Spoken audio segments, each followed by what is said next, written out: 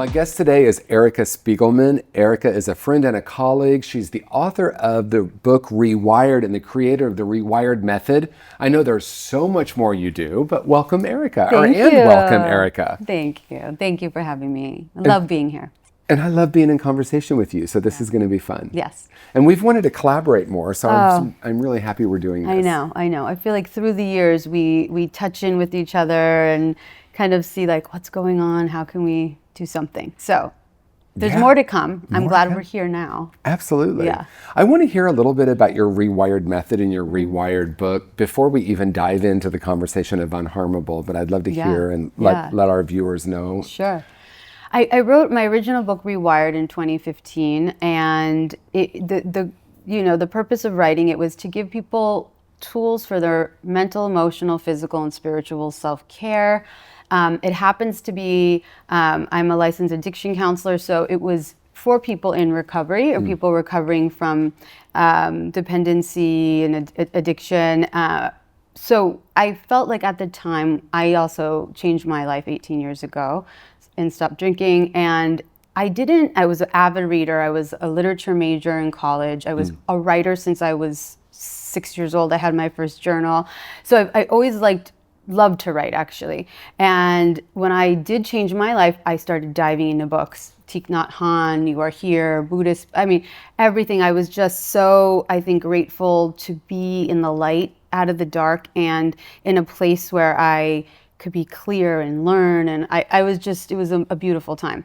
And I didn't find a lot of literature or books on those kind of tools. I was myself creating a treatment plan for myself. I just intuitively started with routines. I put myself to bed at a certain time, woke up, moved my body, started nourishing myself, started learning about what foods actually gave me energy. I started to create boundaries with people, having, healthy relationships. I would read about attachment theory and, I just was trying to stay on that path myself.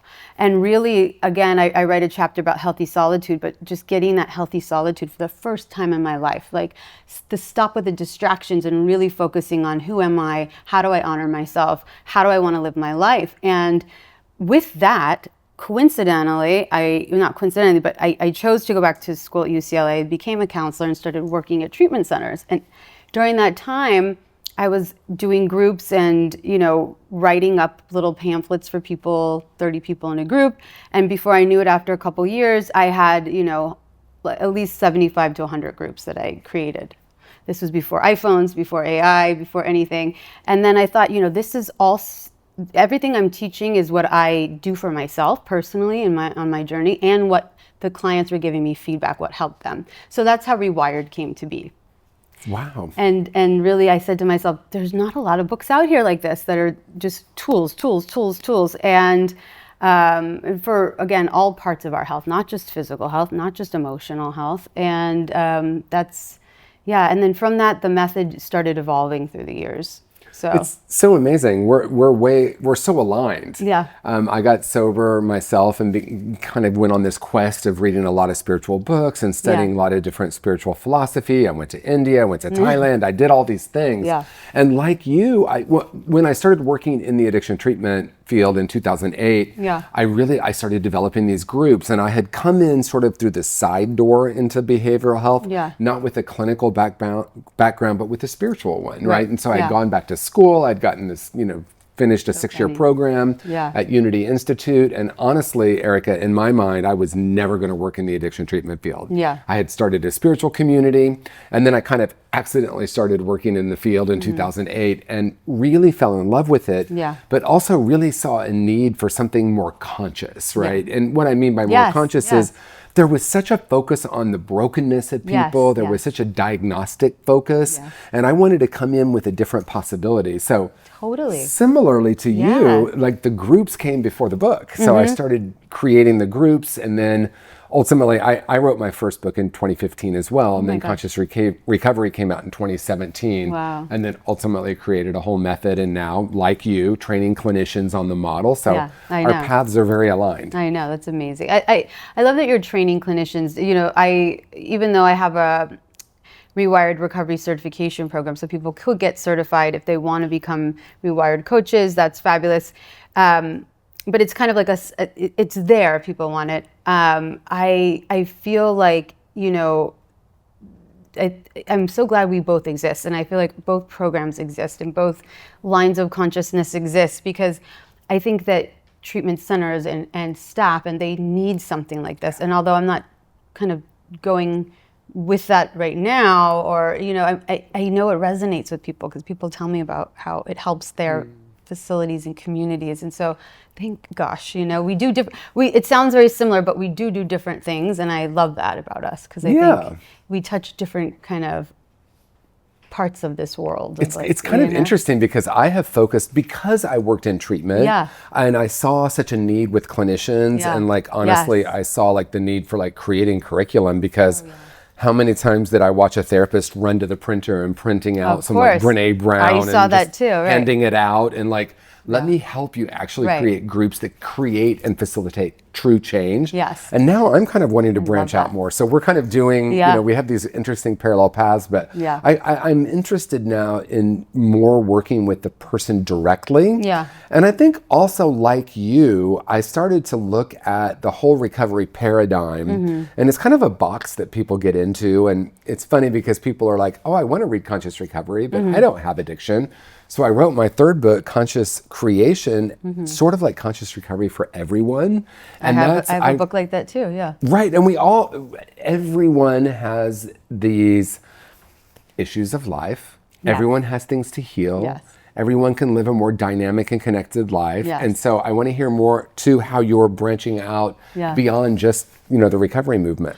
Well, I love that you're doing that. I just got an idea, which we'll discuss later. But every time I talk to you, I get ideas. I'm sorry, what was the question? How are you branching out beyond just the recovery? Yeah, because my light bulbs are going off. Oh, I love light bulbs. Well, like that. Because that's what it's about. It's how am I branching out, which is I've received through the years, as I'm sure you have, people that have said to me, I read Rewired. I don't have an addiction. I bought it for my husband. He's dealing, but this helped me so much. And I just went through breast cancer, and I just had my mother die. And I had, you know, and so again, like you said, everyone's recovering from something at some point in our lives, right? It maybe not every day we're in a dark place, but life is going to come at us, and we can't control everything. So do you have the tools? How are you going to cope emotionally when life comes in and there's grief, or when there's a disease, or when, you know, when something comes up? So through the years, I've received that feedback. So like you, I wrote a book called The Rewired Life, 2020. It was published right as COVID happened. So I didn't get to do a big book tour or do anything like I did with Rewired. And so that book didn't get into as many hands as I would have liked. So now I'm trying to kind of go back to that, and I created an online course. It's called Rewired for Growth.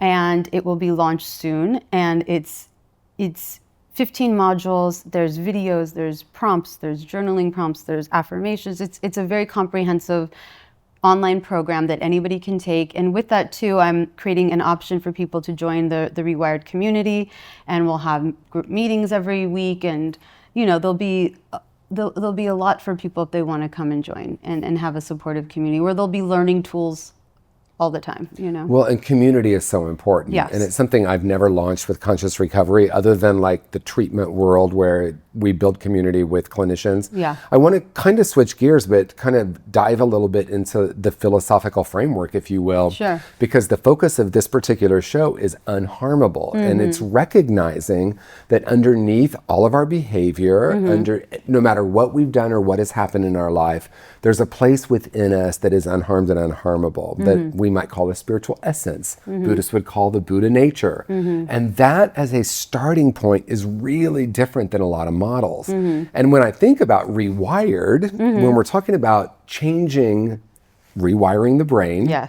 for a different possibility, to me, a lot of times when we talk about neuroplasticity of the brain or creating new neural pathways, we talk about behavior.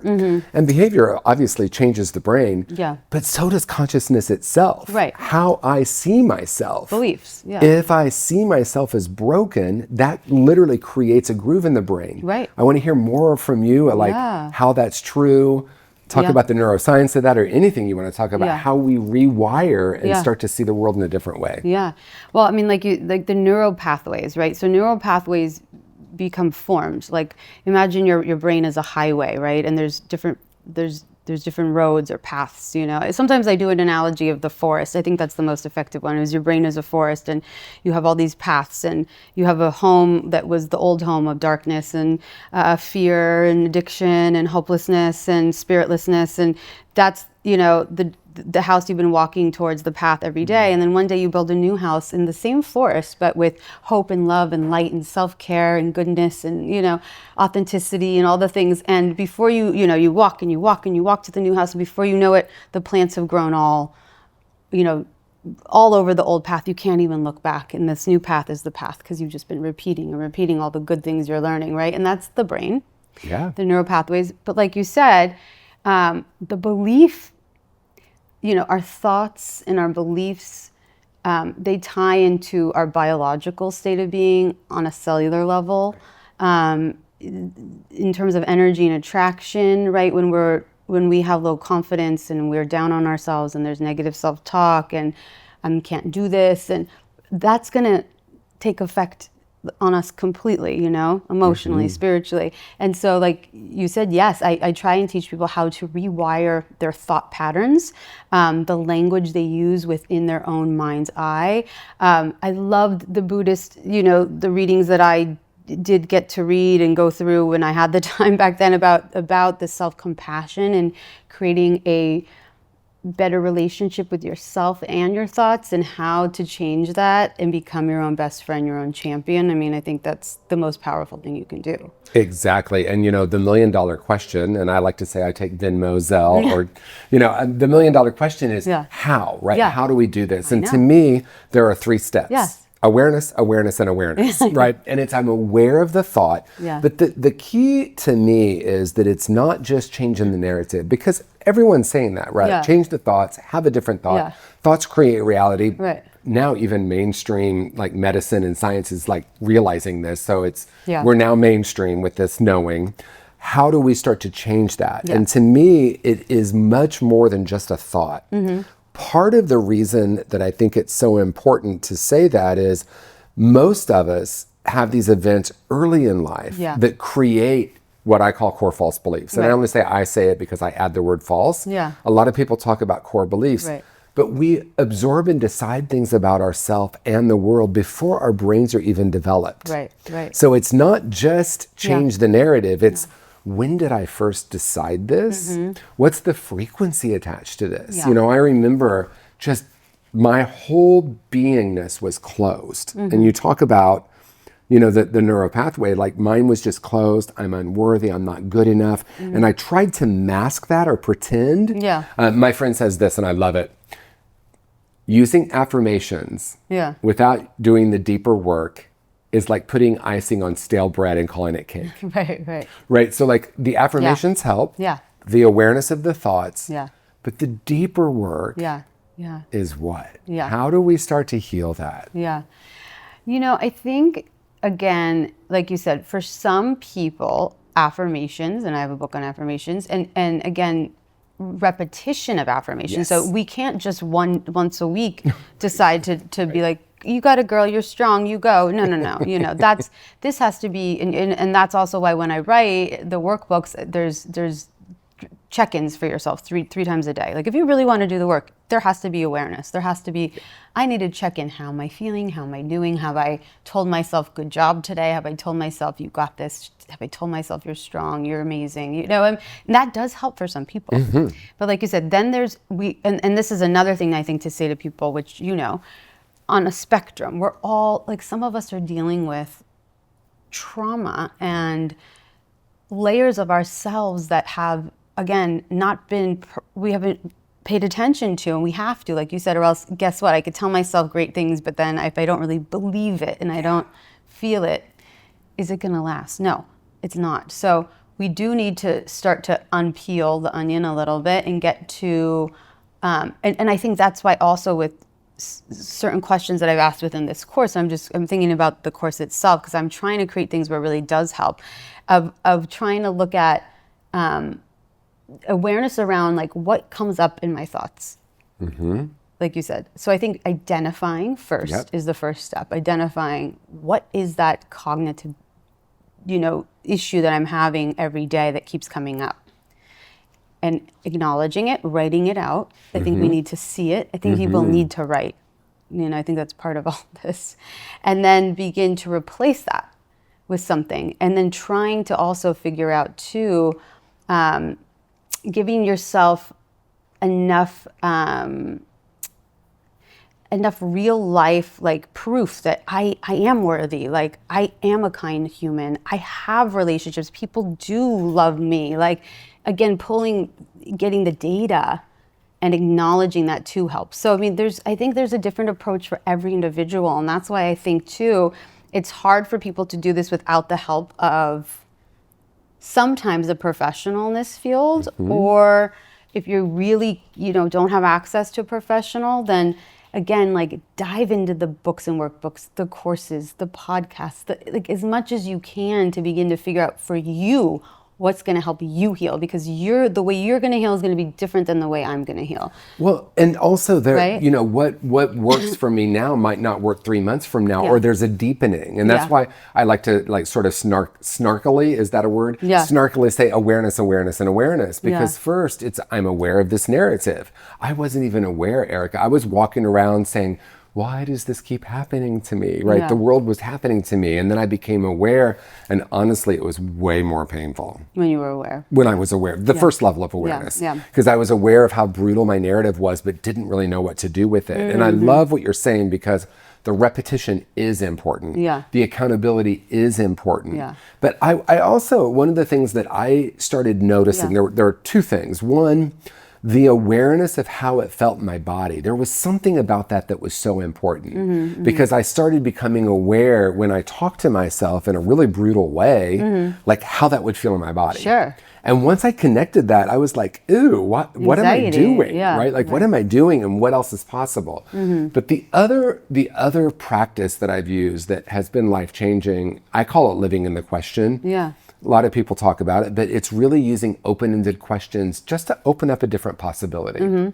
Because in the beginning, like you said, like I would be on this pathway to the darkness. And so like if I tried to move out of that pathway, I would feel like it was almost like this magnetic pull back to it. Yeah, familiar. Right. Through repetition, though, I started to see a different possibility, then I would see different results. And then start to have different evidence, right? But the questioning process would be, what do I experience when I believe this thought? What do I feel in my body? I love that. What happens in my relationship when I talk to myself this way? Right. What happens, how do I feel physically? Emotionally? Probably uncomfortable. Right. And then I started to become aware, oh my gosh. I don't want to feel this way. And as soon as I understood I didn't want to feel this way, which was really different than I shouldn't keep talking to myself this way. It changed everything. Oh, I love that. I love those questions. And I love like, it's almost like trying on a shirt, like trying it on. How does this feel to feel like I'm amazing and I can do anything? Like how does that feel? And maybe it does feel uncomfortable for people that have been in patterns of just self-hate or, whatever's gone on. But that's why, like, again, even if it's uncomfortable, do it again tomorrow. Do it again the next day. Do it again the next day until, like I just had somebody tell me they were traveling in Europe. They went to a city they'd never been to, and they're like, I felt really uncomfortable. Like I didn't know where to go. And now it's like a week later, he's like, I know exactly where to go. I feel like I have, I know people. The human condition, we're all like this. Like anything that doesn't feel familiar, right, is a little off-putting. But again, if we stick with it, if we make it familiar, it could transform us. Well, and you spoke to something that I think is so important in this process, and that's self-compassion. Because I brutalized myself once I became aware. Like I shouldn't talk to myself this way. So I started judging myself for judging. Right. And so I was in this shame spiral, and to interrupt that and to say what else is possible, which is really my favorite open-ended question. What else is possible? What else is possible here? How might I see this? And I love your analogy because that's a great metaphor. I use it I invite people to stand up and just close their hands and notice which thumb is on top. And it's, the thumb, and then try the new one And it feels super awkward, but have them do it like 3 or 4 times, and suddenly, the new one's more familiar. Right. And really, all we're doing is creating that new neural pathway in real time. Yeah, exactly. I know it's extremely powerful, but I think people need to create a sense of safety for themselves to try all this out too. So, I think I was talking to someone else on a podcast about this, about my journey, and it was about why routines, I think, are so effective. Well, they were so effective for me, and why. My life, I felt like when I was younger and there was chaos, there was a lot of inconsistency from caretakers, inconsistency from life, divorce going on, and all these things when I was a child, that it was inconsistency, and didn't know what to expect, didn't know what was going on, no routine. And so when I fell into my own addiction and came out of it and started creating a healthy life for myself, what felt so good was to create a routine and a sense of safety for myself, and I was creating it. And that's why I held on so tight that year, that the first year when I felt so like I was transforming, of like I was eating at a certain time, I was very rigid, but it felt amazing and I felt proud of myself, and it changed my identity, and people saw me differently, and I got feedback. And so again, I think that there's something to be said around safety and like helping ourselves in any transition, in any, when we're going through anything that's difficult, to create a sense of security for yourself. It's so interesting, Erica. You probably don't know this, but in conscious recovery, I identify the first and most important step in recovery is creating safety. Oh, really? No, I didn't know. And I talk about. Sorry, I didn't know. No, I love. Well, I mean, I love that it's external safety and internal safety. Yeah. And for me, it actually did start externally, right? For me, it was a 12-step group, and that worked for me for many years. And there was that routine. I think that's one of the brilliance of 12-step programs, whether people like them or don't like them. Yeah. There's no one in recovery that does a better job of creating community where people are, for the most part, safe. Yeah. Most part, well-meaning people in the room, right? Yeah. And it was in that routine of building connections that I started then to look at what's truly important is inner safety. Yes. And maybe that's really the essence of the unharmable message. It's like to anchor in. Yes. And I know you read Thich Nhat Hanh, right? Yeah, so to anchor in that Buddha nature, that place within us that's unchangeable. Yeah. Because the world is constantly changing. Yeah. And so for me, the first step was to like have some routine externally. Yes. And then the deeper opportunity was, I can also create that. It's funny, I was working with a client this week, and I invited her just to ask, I just asked her, like, what would inner safety look like? Yeah. And she said, what do you mean? Yeah. Yeah.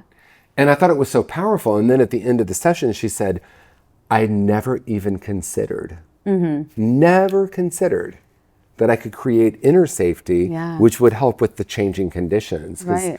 Her story that she was saying was, I was doing really well until this thing happened. I was doing really well till that thing happened. Interesting. And so I was really aware Yeah. of how unpredictable the world is. Yeah. But when we anchor in this, anything could happen. We're safe. and then we can navigate that in a different way. Oh, totally. I know. It's funny that, that inner safety to me is the ultimate freedom. Yes. I always say this to my clients. I think just finding that place of I'm safe within myself will bring you freedom that money cannot buy you, relationships cannot buy you, right? Of just that safety. No matter what comes my way, I have the tools. I love myself. I will get through this. I will be, it will be okay. At the end of the day, there is a lesson. I could pull from it. And that's why another subject matter in terms of unharmable, like what we're talking about is the reframing, which is another big subject matter, which I know we both probably discuss with people. And what is reframing? Like, again, it's that old negative core false beliefs or whatever it is. Like, we have to have that tool too. Even in just, moments of everyday life I have with the bank or the kids or whatever, I have to reframe something fast. Yeah. And now it's much easier because I've practiced so much. But it's just another thing where with clients, I'll sit and they'll be like, reframing? I didn't know I could change that thought, and I'm like, oh, yes, you can. Yeah. So it's wonderful that, at least I know many people are out there helping others do this, but at least we are, just of bringing this to here's on the plate and take it. Because I never knew there was a different possibility than this is bad, this is good. Yeah. So if this is bad, I call it bad and I experience more of that. Right. And not in a bypassy way, like let's pretend like it's not happening, but I will often say, I can't wait to see the great that's going to come from this. Yes, when something just appears to be falling apart. And I remember, we hear shift happens. Yeah. And I'm like, we know where that came from, right? Yeah. I say fertilizer happens. Yeah. I love it. Because it's the same. Yeah. But it has a very different effect.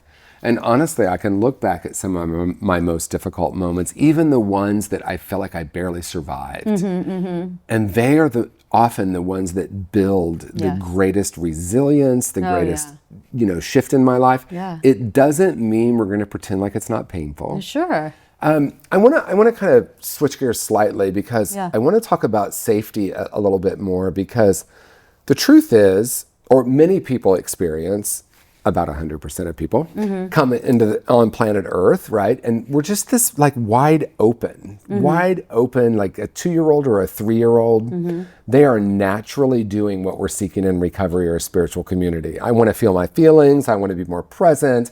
I want to connect. I mean, kids do that automatically. Yeah. But then we come into a family system or a school system or a religious system or whatever it is. And we start to forget that that's who we are. And we start to adapt and adopt these different ways of being. Yeah. And so I'm curious, when we think about safety, I also think about unlearning. That's part of reframing, I think, too. Yeah, I think, I don't know if we could unlearn, but like you said, we could be aware of that thought or that belief is it's false and it's unacceptable now. I'm moving forward from that, So I don't think it's unlearning. I think maybe choosing not to go down that path anymore. Yes. I like that. And in terms of consistency and safety, I see it with 2 little kids now. It's everything. I think it really, in terms of biologically our brain, there's so much that goes on in terms of our brain development when there is so much inconsistency and chaos, especially when your brain is developing.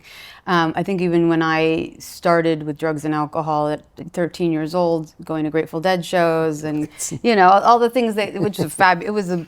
I'm happy everything happened in my life. I had the greatest time, but I look back, just from an intellectual place now, I'm like, whoa, what did I do? What was going on with my brain was developing at 12, 13, and yet I was starting to have all of these experiences that were connected to external things, you know, and how also probably not a lot of consistency then too was I creating for myself, although I was a child, and then at home too. And I have great parents and I love them, and it's nothing to do with that, but the circumstances of what was going on at that age too, there was not a lot.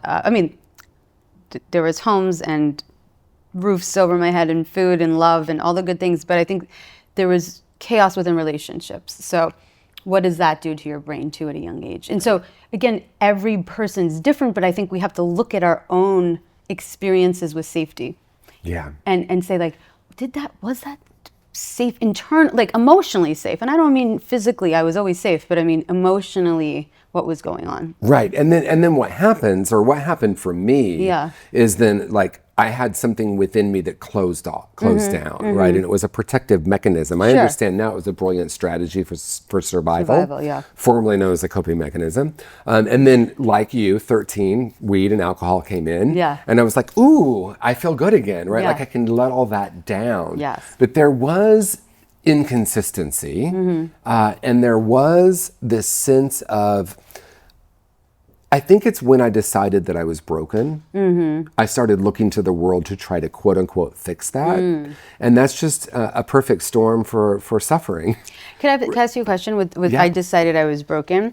So again, where did that come from? Was that a message from society? Was that a person told you this? Was that because I think some messaging, does it come from yourself? And I'm asking this because too, I remember at a young age, and I write about this in one of my books. A teacher told me I think I was in third grade. This is my memory of third grade.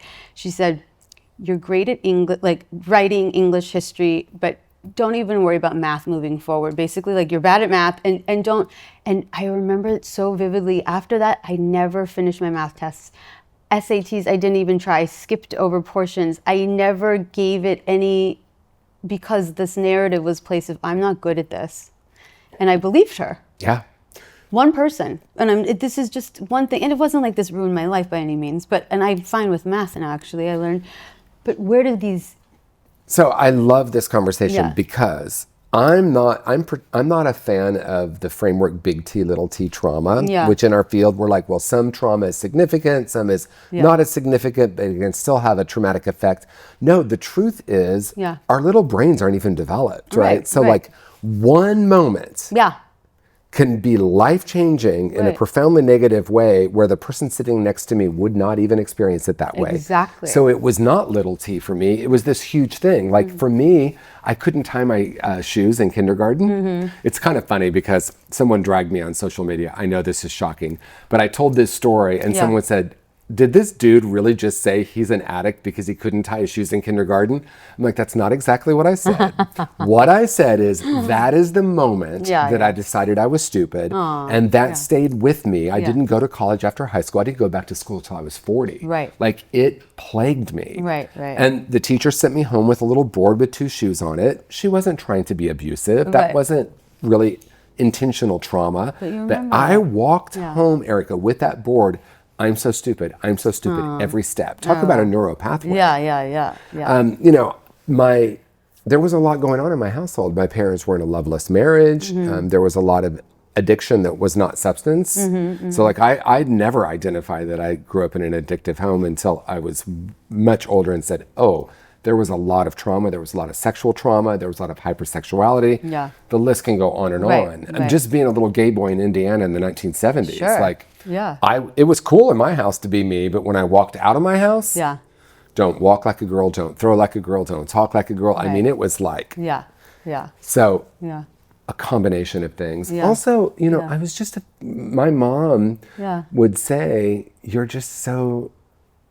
so sensitive. And I want to protect you from, like, she wanted to toughen me up so I wouldn't be hurt by the world. And she told me in my adult life that when I turned 7, she realized that she needed to, like, kind of toughen me up, and she pulled her love back and wanted my dad to step in. Oh, wow. And I had been telling the story that I closed my heart at 7. Oh my gosh. And like all of that was happening. There was other stuff happening. So it's external, but it's the important piece, and this is, I think, to me, very important, is it matters less what happened and more how we experienced what happened, what we decided, and what we absorbed. Right? So like the brain isn't developed. Kids from like 4 to like 10, you probably know this better than I do about childhood development, but they're very concrete. Mommy's mad, I'm bad. That's why people get really... the layers of sexual trauma can be very difficult because people blame themselves if they're around those ages.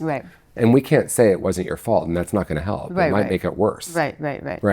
So I know that was a lot, but there was a lot happening in the world, just watching war on TV, hearing my grandfather, who I love, saying racist stuff, and I'm like, but there was just a lot. No, and I think all of that, again, depending on too, like we talk about a spectrum of people of sensitivity, let's say 1 to 10. Some people fall at a 10, some people fall at an 8. It doesn't, there's no judgment on that. It's just factual. Like I know people with thick skins where you could say this to me and I'm highly sensitive to criticism, and you say it to my mom and she's like, boop, went right over.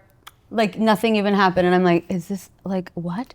You know, but again, we're wired differently. We're all wired differently, and you know, sometimes parents think they're doing something to be helpful, and it's not correct, maybe for that particular child, you know. And again, these, like you said, these decisions and these ways of then deciding on, oh, this is who I am.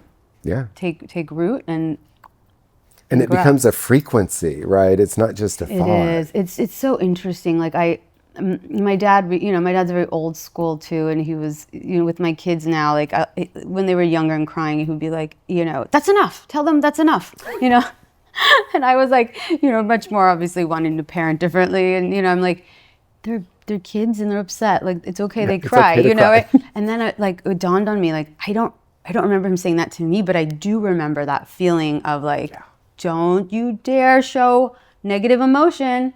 And no wonder I probably got that too. Like, that's enough, right? Stop crying. Yeah. Like, right. Shut that emotion off, And again, that's why so much of what I talk about is the emotional awareness of like, no wonder I put on a mask and was like, okay, I'll make everyone happy, everybody happy. That's right. The only time I get love is just when you're happy. That's right. And the only time I feel safe.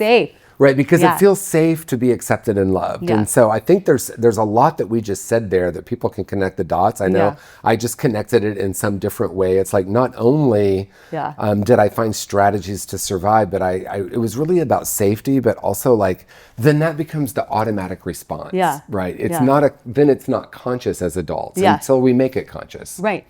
But half of this is too, like I don't remember the details of let's say, I'm giving this as an example, my father's parenting. I don't remember the details of it, but yet it's in here. Yes. It's what drives everything I do as an adult. And so I just want people to see that though we may not have the exact memory of what happened or what someone said, the belief, that's where these come from. Yes. Like I could be, just when he said that to my kids, it hit me like, oh, that's probably what I heard all the time. Yeah. No wonder. That's right. So it's actually kind of powerful and also a testament to this journey of growth for us as just people, humans that are on this path ourselves. We've chosen this path to honor ourselves, to stop betraying ourselves, to stay on this path of wellness that we are still healing. Yes. Always. Yep. And can I tell you, when this experience happened with my kids and my dad, it was like a healing moment for me, and I had no idea it was just going to happen. Like it just, But again, I think that's what the beauty of life is if we stay clear and present and open, like you said, open heart, open mind, to just more will be revealed. More will be revealed, right. And I wanted a finish line to healing. And believe me, I would have imagined it would have been way before now. Yeah. But it's a constant unfolding. And now I find that to be an adventure. Yes.